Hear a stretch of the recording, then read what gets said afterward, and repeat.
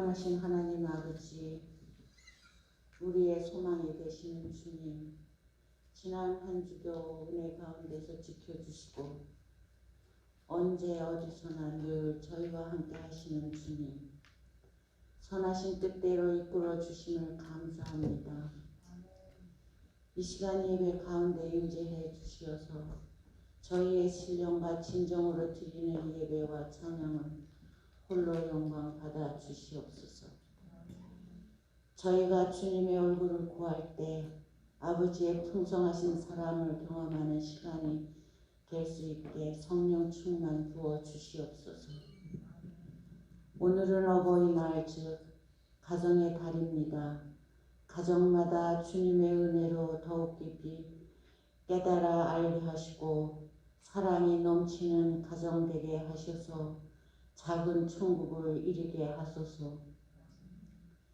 부모된 자로서 먼저 하나님 말씀을 붙들고 믿음으로 바로 서 있게 하시고 사랑하는 자녀들에게 생명의 말씀 부지런히 가르치는 부모가 되게 하옵소서. 자녀들에게 밝은 미래를 유산으로 물려줄 수 있는 부모들이 되게 하시고 자녀들은 주 앞에서 겸손하고 성실하며 부모님들에게 잘 섬기고 효도를 다하는 자녀들이 되게 하여 주시옵소서. 사랑하는 주님의 교회, 말씀대로 순종하며 진실한 사랑으로 사람이 살아있는 교회가 되게 하여 주시옵소서. 오늘도 살아계신 하나님 말씀을 대언하시기 위하여 서신 목사님을 성령님께서 붙들어 주셔서 말씀을 선포하실 때마다 듣는 저희에게 성령의 단비의 말씀으로 새롭게 다듬어지는 귀한 시간 되게 하옵소서. 예배를 위해 수고하는 손길들과 찬양팀의 찬양을 기뻐 받아주시기를 믿사옵고 주님께 감사드리오며 예수 그리스도 이름으로 기도드립니다. 아멘. 디모데후서 1장 3절로 9절 말씀입니다. 디모데후서 1장 3절로 9절을 함께 읽습니다. 내가 밤낮 간구하는 가운데 쉬지 않고 너를 생각하여 청결한 양심으로 조상적부터 섬겨오는 하나님께 감사하고 내 눈물을 생각하여 너 보기를 원함은 내 기쁨이 가득하게 하려 함이니 이는 내 속에 거짓이 없는 믿음이 있음을 생각함이라. 이 믿음은 먼저 내 외조모 로이스와 내 어머니 유니게의 속에 있더니 내 속에도 있는 줄을 확신하노라. 그러므로 내가 나의 안수함으로 내 속에 있는 하나님의 은사를 다시 불릴 듯하기 위하여 너로 생각하게 하노니 하나님이 우리에게 주신 것은 두려워하는 마음이 아니요 오직 능력과 사랑과 절제하는 마음이니 그러므로 너는 내가 우리 주를 증언함과 또는 주를 위하여 갇힌 자 된 나를 부끄러워하지 말고 오직 하나님의 능력을 따라 복음과 함께 고난을 받으라. 하나님이 우리를 구원하사 거룩하신 소명으로 부르심은 우리의 행위대로 하심이 아니요 영원 전부터 그리스도 예수 안에서 우리에게 주신 은혜대로 하심이라. 아멘. 오늘 제목은 내 외조모 로이스와 내 어머니 유니게, 그러니까 내 외할머니 디모데의 외할머니였던 로이스와 또 어머니였던 유니게라는 제목으로 오늘 말씀을 전하려고 합니다.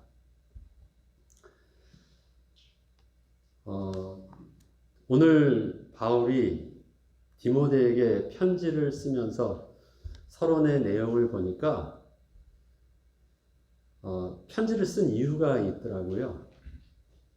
지금 디모데의 상태가 어떤 것 같습니까? 디모데가 좀 디프레스된 상태예요.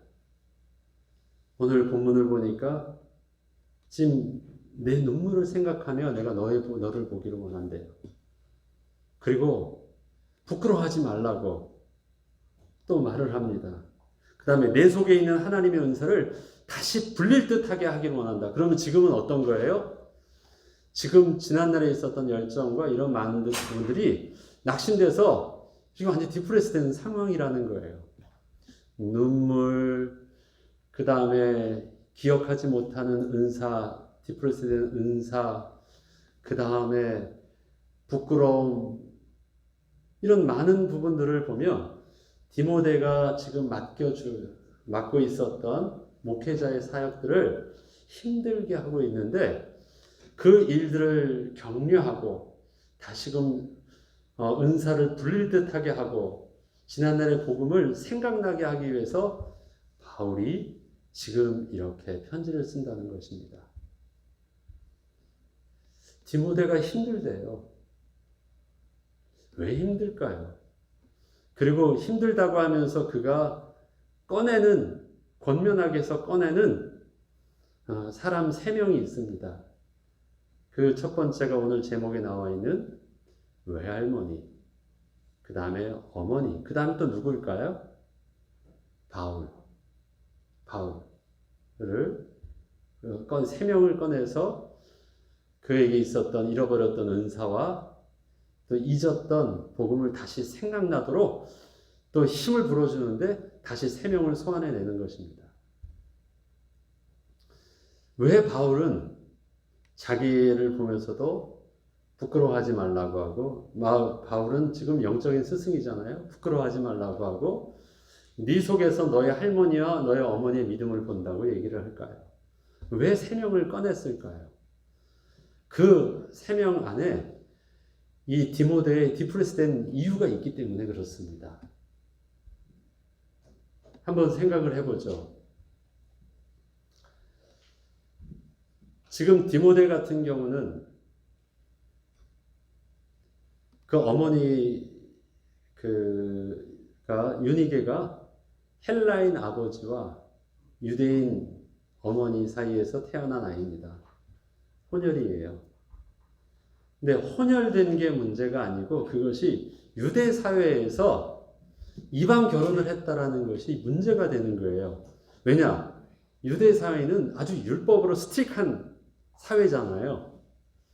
그래서 유대인 사회에서 거의 짐승과 비슷하게 터치하지도 않는 사마리아인도 이방인과 혼혈되어 있는데 그 정도는 아니지만 사마리아인 같이 그렇게 여기지는 않았지만 그래도 디모데의 삶의 배경은 이방 결혼한 어머니 밑에서 그 유대인 사회에서 살았기 때문에 평범하지 아니한 삶을 산 것입니다. 혼혈이었기 때문이 아니라 이방 결혼을 했기 때문에 문제된 삶이 디모데에게서는 있었어요. 디모데에게 있어서 하나님의 크신 축복은 무엇이었냐면 믿음의 할머니와 믿음의 어머니 밑에서 신앙적인 영향을 받았다라는 것이고 우리에게 있어서 지금 보면 그 당시 최고 하나님께서 사용하셨던 전도자 바울을 통해서 복음을 받고 바울을 통해서 사역의 훈련을 받아서 귀한 사역을 감당했던 바울의 아들과 같은 수제자였다는 것입니다. 그러면 디모데가 받았던 영적인 축복은 얼마나 크겠습니까? 하나님 은혜였죠. 그런 3명의 만남, 할머니와 어머니와 믿음의 영적인 리더의 멘토를 그렇게 만날 수 있었던 것은 디모데에게 하나님이 주셨던 흔치 않은 복이었을 것입니다. 그렇지만 이것을 뒤집어 보면요. 어떻습니까? 어머니는 이방인과 결혼한 여인이에요. 그것이 디모데에게 있어서는 핸디캡입니다. 왜 내 엄마는 하필이면 왜 헬라인하고 결혼해가지고 헬라인하고 살면 편할 것 같은데 결혼은 그렇게 해놓고 자기 신앙의 배경은 유대인 안에서 사니까 힘들어요. 사도행전 16장에서는 사람들이 자기 아버지가 헬라인이란 걸 다 안대요. 그래가지고 그는 할례도 받지 못했어요. 그러니까 유대인으로서의 자존심되는 정확한 언약의 징표인 할례도 받지 못했던 인물입니다. 사람들이 다 알아요. 그의 아버지가 헬라인이었다는 것을 다 아는 것입니다. 디모데가 우리가 볼 때는 바울은 대단한 사람이었지만 초대교회 당시 바울의 모습은 어땠습니까? 12사도 중에 한 명이 아니잖아요. 그의 처음의 배경은 어땠습니까? 기독교를 박해하던 자예요. 그가 신앙의 변절자가 된 게 유대교에서부터 변절한 자예요. 그리고 우리를 죽이던 자이기 때문에 옛날에 그 바울을 봤던 사람들은 바울을 보면 부담스러워요. 그 가운데 바울을 통해 얻었던 그 상처들이 그 성도들 안에, 그리스도인들 안에 남아 있어요. 복음 때문에 품는다고 하지만 껄끄러워요.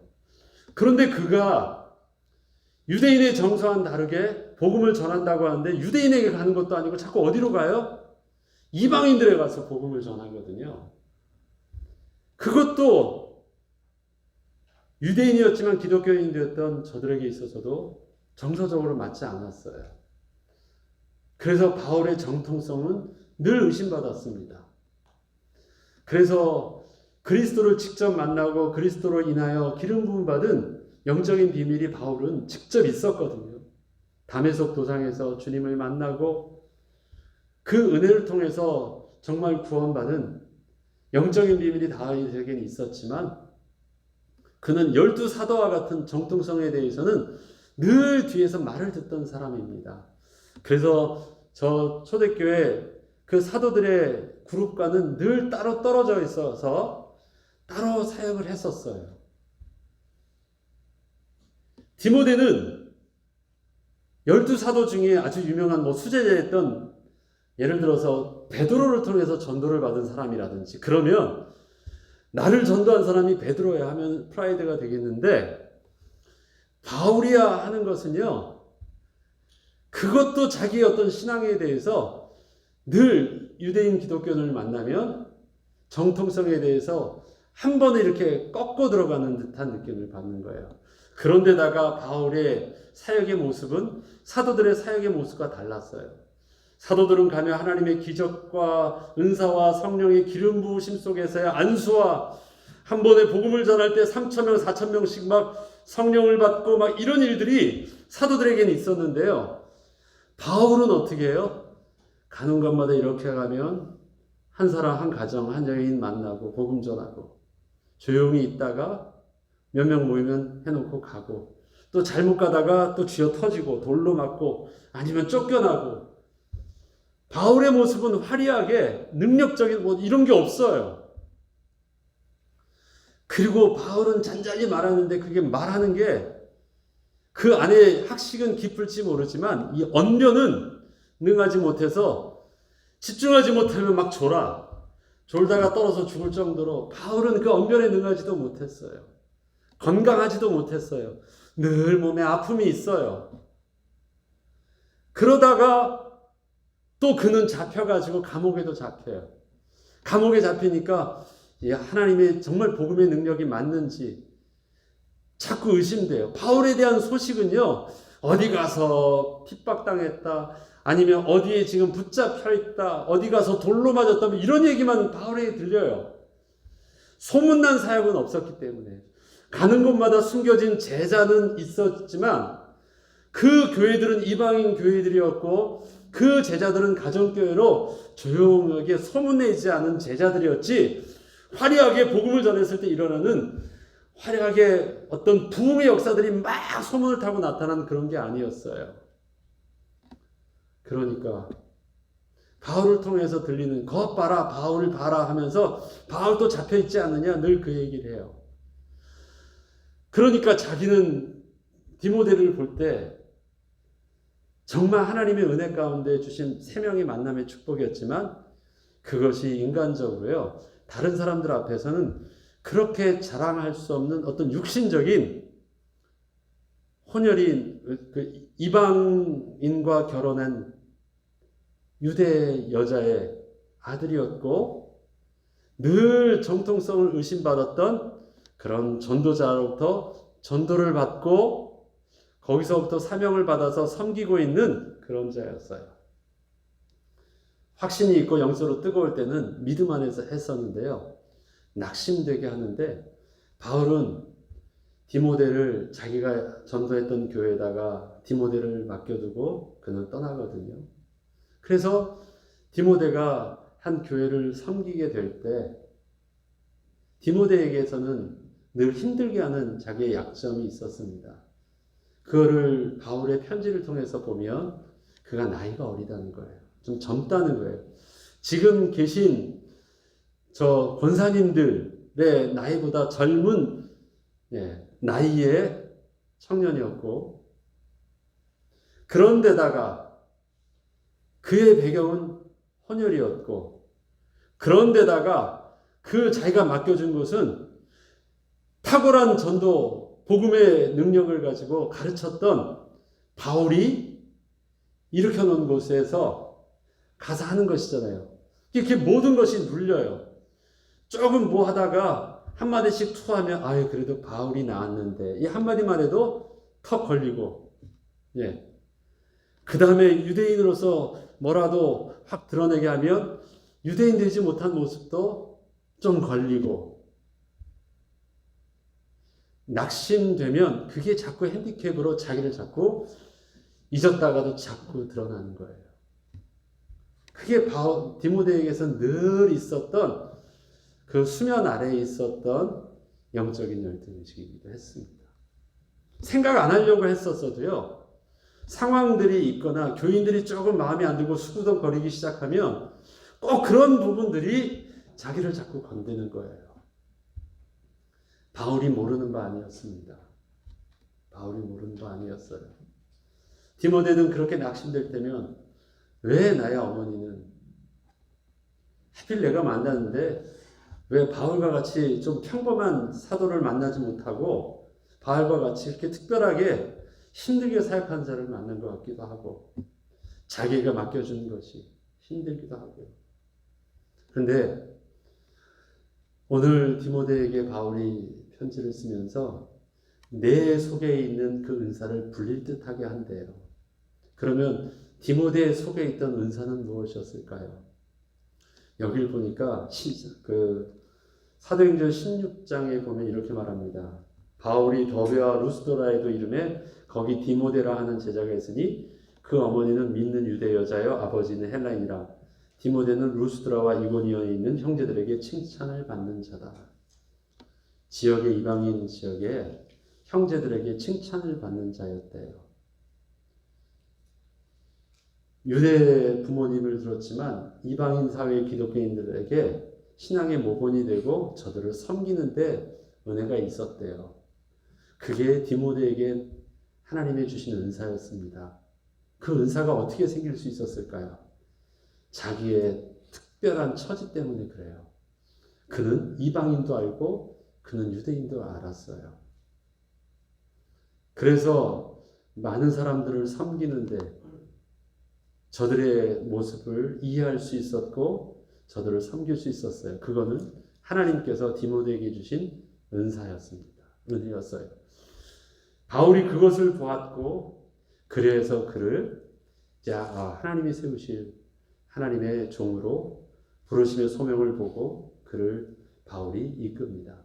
그리고 그때 또 할례를 베풀기도 해요.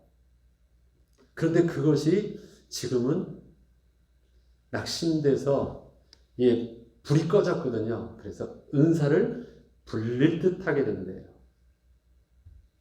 불릴 듯하기를 원한대요. 네가 했었던 그것은 봐라. 너가 처했던 환경이, 너의 부모님 가정 환경이 다른 사람보다는 평범하지 못한 게 핸디캡처럼 보이지만 네가 복음을 알고 나니까 그거는 하나님의 은사였어. 너의 어머님이 힘든 것처럼 보이지만 그것이 하나님의 만남의 축복을 보니까 신앙의 유산을 넘겨주는 굉장히 큰 복된 만남이었어. 복음을 몰랐을 때는 이 모든 것이 누르는 것이었는데 그것 때문에 힘들어가지고 자기 인생이 안 풀린 줄 알았는데 믿음을 가지고 보았을 때는 그것은 하나님의 은사를 주시는 방편이었고 축복의 통로였고 또 만남의 축복이었다라는 것입니다. 그러기에 하나님이 우리에게 주신 것은 두려워하는 마음이 아니요 능력과 사랑과 절제다. 두려워할 필요 없다. 너의 가지고 있는 그러한 삶의 배경 때문에 또 너의 육신의 모습 때문에 내가 뭘 할 수 있어라고 두려워할 필요도 없다. 믿음으로 하나님의 약속을 이루고 그 다음에 너가 그 전에 칭찬받으며 섬겼던 그 모습대로 계속 그렇게 하고 그 다음에 절제라. 절제라는 부분들은요. 생각 이상을 넘지 말라는 것입니다. 거기서 멈추는 거예요. 절제하는 데는 내가 막 타락하는 것을 그만한다는 표현도 있지만 그 전에요. 사람이 생각하면 꼬리에 꼬리를 물고 나중에는 큰일 났다 하면 이제 다 죽게 된 것까지 막 사람이 한도 끝 없이 생각하잖아요. 아니, 거기까지. 넌 지금 잘 모르더라도 괜찮아. 하나님이 너를 통해서 하게 하실 거야. 두려워하는 마음이 아니니까 신뢰함으로 능력과 사랑과 절제하는 마음으로 계속 네 사역을 감당해. 그러므로 너는 내가 우리 주를 증언함과 또를 주를 위하여 갇힌 자 된 나를 부끄러워하지 마. 바울을 부끄러워하지 마.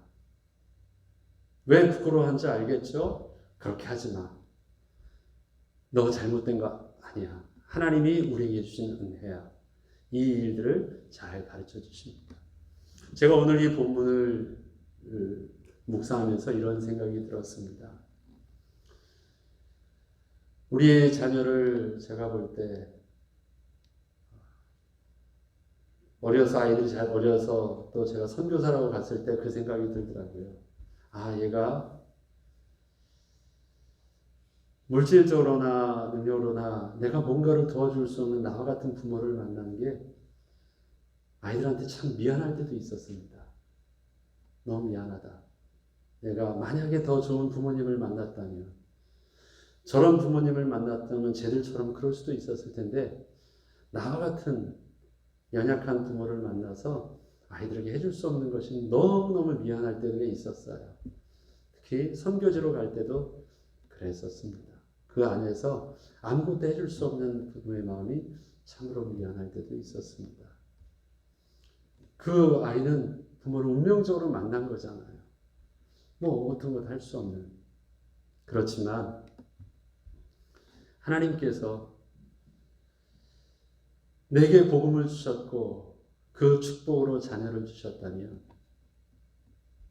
나의 연약함도 내가 가지고 있는 신분과 직분도 하나님께서는 자녀에게 복이 되게 하시려고 이 자녀를 내게 주셨다라는 하나님 내게 믿음을 주셨어요.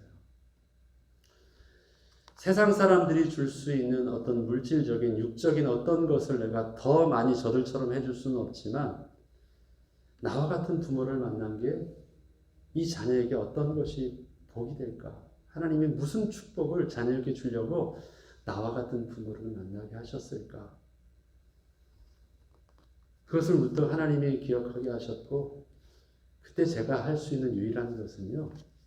예배하는 것이었고 제가 늘 읽고 또 마음에 늘 좋아하는 성경을 아이들한테 가르치는 거였습니다. 그래서 그냥 그때 할 수 있는 게 그게 다였어요. 뭐 제가 수학을 잘해서 수학을 가르칠 수 있는 것도 아니고 돈이 많아서 애들 더 줄 수는 없는데 하나 제가 잘하는 거 있었거든요.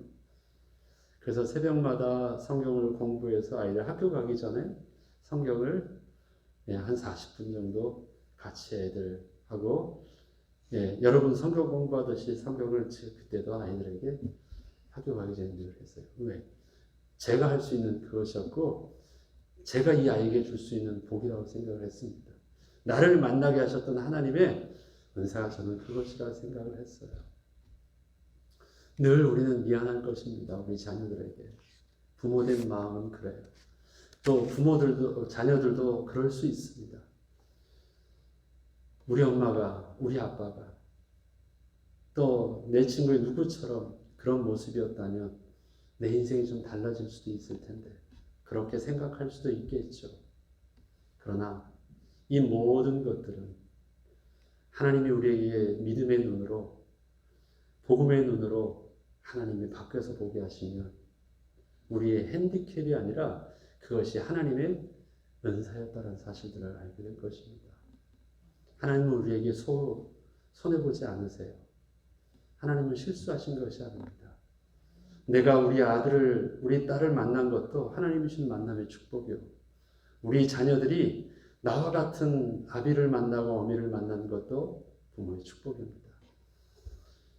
디모데는 평범하지 않은 어머니를 만났어요. 왜? 헬라 아버지를 만난 이방 결혼을 한 자였거든요. 유대 사회에서 평범하지 않았는데 그것이 그에게 은혜가 될 수 있었던 영적인 비밀은 복음 안에서 주님을 만난 이후부터 변화된 것입니다. 하나님 실수하지 않으셨고 부족하지 않으세요. 늘 미안한 마음 그렇지 않으셔도 돼요. 늘 부족하기 때문에 내가 이렇게 생각했다. 우리 자녀들 그렇게 하지 않아도 돼요. 하나님께서는 우리의 인생을 하나님이 주관하십니다. 그런데 그 하나님의 복을 주시는 그 복의 축복의 통로를 누구를 통해서요? 복음 가진 우리의 부모와 우리 형제를 위해서. 여기는 여러분들의 부모님이 신앙의 유산이 있는 분들도 있지만 여러분의 신앙의 1세대일 수도 있습니다. 그렇다면 나는 그런 부모를 통해서 받지는 못했지만 그런 나에게 있죠. 이런 복음이 들어가는 것은 하나님이 또 다른 은혜의 만남의 축복을 주신 거예요. 그것이 전도자를 만나고 그것이 신앙의 멘토를 만나고 그것이 교회를 통해서 목회자를 만남을 통해서 내게 영적인 복음의 은혜를 입게 하신 것입니다. 디모데는 바울에게 있어서는 영적인 아들입니다. 늘 아들과 같이 대했어요. 자기가 몸으로 낳은 자는 아니었지만 아들과 같이 대했습니다. 왜? 그는 영적으로 그를 낳았기 때문에 그렇습니다. 그래서 늘 아들과 같이 대합니다. 여러분에게 그 아비에게 받은 은혜가 없습니까? 아닙니다. 여러분들은 육신적인 부모님이든 영적인 부모님이든 하나님은 만남을 통해서 여러분들이 어느 날 하늘에서 뚝 떨어지는 어떤 계시를 통해서 여러분의 믿음이 나온 것이 절대 아닙니다. 여러분들이 알든 모르든 나에게서는 믿음이 이만큼 자라게 나를 양육하게 하기 위해서 양육시키기 위해서 하나님께서 보내신 축복의 사람이 있습니다. 그 가운데 여러분의 육신의 부모님도 계시고 영적인 부모님도 계십니다. 주일학교 선생님도 계시고요. 교인들도 계시고 목회자도 계십니다. 교회도 있습니다. 그 은혜를 감사하고 그 다음에 또 우리가 다짐해야 될 것이 있어요. 그 은혜 속에서 또 우리 자녀들에게 나는 누구와 같이 되도록요. 외조모 로이스와 같은 할머니 되게 해주세요. 나는 어머니 유니기와 같은 어머니 되게 해주세요. 그래서 나의 믿음을 우리 아들을 통해서 우리 딸을 통해서 나의 믿음을 가만 보니까 우리 자녀를 우리 손자를 통해서 보게 해주세요. 또 우리 자녀와 손자를 통해서 저들에게 보여지게 해주세요. 그게 우리에게 해야 될 기도입니다. 여러분들에게 손자들이 있죠? 손녀들도 있습니다. 네. 그 안에서 우리 할머니의 믿음을 본다면 그 이상 축복이 어디 있겠습니까? 그 안에서 우리 어머니의 믿음을 본다면 그 안에 축복이 어디 있겠습니까? 기도하래요. 그렇게. 그런 할머니 되게 해달라고. 그런 어머니 되게 해달라고. 그렇다면 삶의 배경이 조금 힘들어 보였어도 그것 자체가 불행의 이유나 내가 열등의식을 가지거나 내가 지금 내 삶 속에서 다른 사람과 비교해서 힘들어하고 낙심할 만한 이유가 아니라는 사실들을 하나님은 알게 하실 것입니다. 그것은 우리에게 하나님이 은사로 사용할 수 있도록 복음을 증거하는 큰 도구로 사용할 수 있도록 하나님의 은혜를 베풀어 주실 것입니다. 오늘 이 시간 하나님 앞에 함께 기도해야 되겠습니다. 하나님, 어버이날 영적인 부모님을 또 믿음의 부모님을 기억합니다. 하나님, 내가 그렇게 기억하는 받은 은혜를 지금 내가 감사하듯이 하나님 또 나를 기억하며 감사할 수 있는 우리의 후대들을 남기게 해주세요.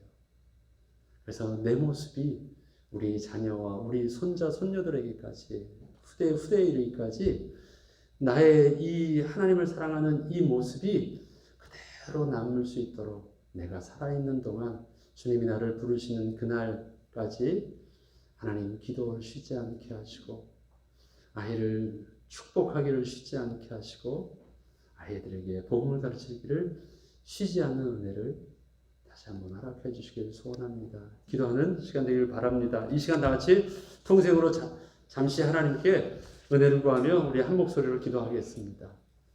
하나님 아버지 감사합니다. 우리에게 오늘도 복음의 은혜 가운데 귀한 날 주시고 어버이날을 통해서 하나님 내가 받았던 부모님께 받았던 은혜를 기억하게 하시니 감사합니다.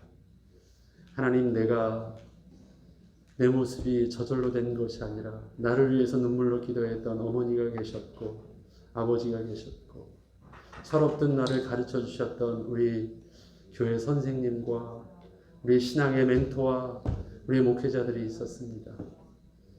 하나님 그 은혜 가운데 내게 주셨던 이 신앙의 유산들이 이제는 내게 감사되게 하시고 삶의 어려워 보이는 환경 속에서 이제 더 이상 낙심치 않게 하시며 다시금 나의 모든 배경을 통해서 하나님 주신 은사가 불릴 듯 일어날 수 있도록 성령으로 충만하게 하시고 하나님 아버지 주셨던 그 복음이 다시 생각날 수 있게 하여 주셔서 이제는 받았던 그 은혜를 이제는 나를 통해서 우리 후대일까지 증거할 수 있도록 그래서 나의 믿음을 우리 자녀를 통해서 보게 하시고 내가 하나님을 사랑하고 기뻐하는 찬양의 모습이 우리 손자와 손녀들을 통해서 볼 수 있도록 하나님 은혜를 주시옵소서. 주님 부르실 때까지 끝까지 사명 감당하기를 소원합니다.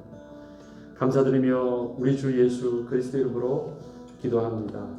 아멘.